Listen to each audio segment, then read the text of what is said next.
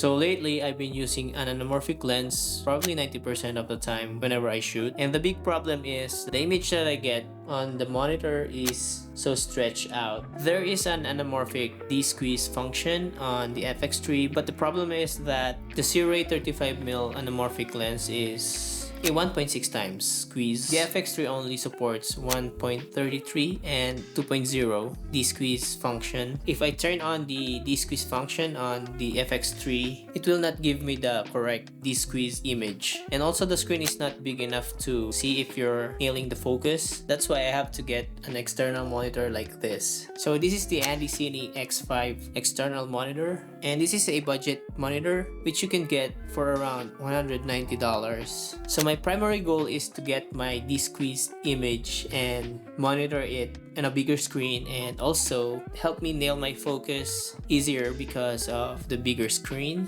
What I also like about this monitor is that it is made out of an aluminum and it's not plastic. For the price, you won't expect this kind of quality. It doesn't really feel cheap at all compared to other external monitor that is made out of plastic, usually at that price point. And also, I just want to mention that the color is somewhat similar to the color of the FX3 and the small rig cage. And I think this monitor goes really well with the setup that I have here. And also, this monitor comes with everything that you need: a cold shoe mount, HDMI cable. This also comes with a battery, which is a Sony NPF battery that you can charge via USB-C right here. So you don't have to buy another charger for the NPF battery. And there is no sunshade included in the package because this monitor is rated at 1200 nits. So even if you shoot outdoors and it's broad daylight, you can see the image clearly because it has a high brightness settings, and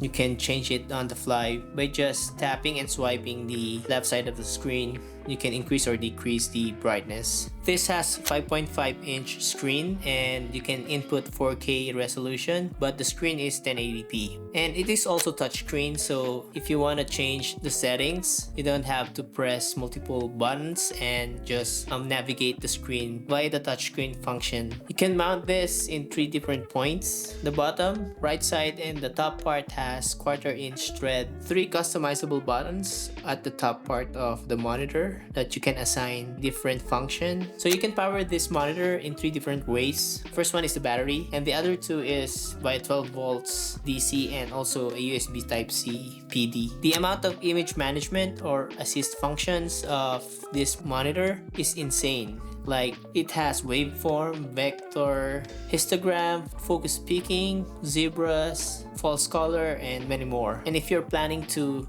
crop your image in post, for example, you're shooting in 16:9 and then in post you want it to be in 2.35:1 aspect ratio, this monitor has those safe markers, especially when you're using an anamorphic lens like this that has a big squeeze factor. And as you can see, the red marker is the 2.35 aspect ratio, and all the image outside of it will be discarded or will not be used. So basically in post, I will zoom in a little bit more and lose that real estate on the side. So having those markers is really handy when shooting anamorphic. And also, if your camera doesn't support custom LUTs, like my Sony a7 IV here, it doesn't support loading custom LUTs in it. This monitor allows you to load your own LUT via the USB-C port at the bottom. So let's talk about what I don't like about this monitor. First one is the fan noise. Right now I set it to level 2, and then if I set it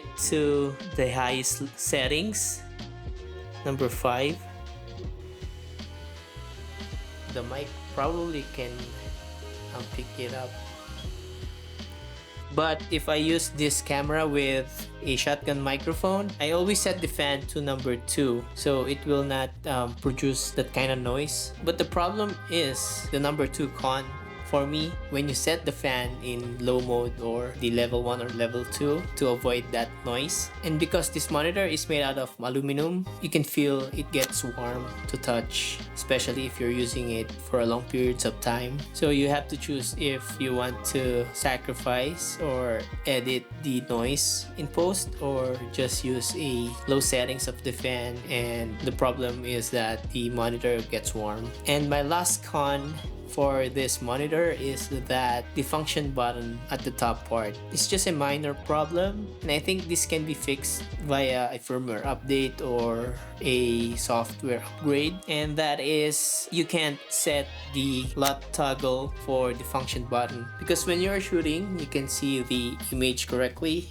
It's not flat and gray like the S-Log, but once you review the footage, it doesn't have a lot. What I really hope for is that I can just press one of the buttons and set that to a LUT toggle so I can turn on and off the LUT function of the monitor. Other than that, this monitor performs really well for the price range. It's really been an amazing experience using this monitor with an anamorphic lens. And I like also the way it looks with my FX3. And yeah, if you want to check this Andycine X5 external monitor, I have the links in the description. Thank you for watching, guys, and if you enjoyed this video, please like, comment, and subscribe, all that stuff, and I will see you again next time.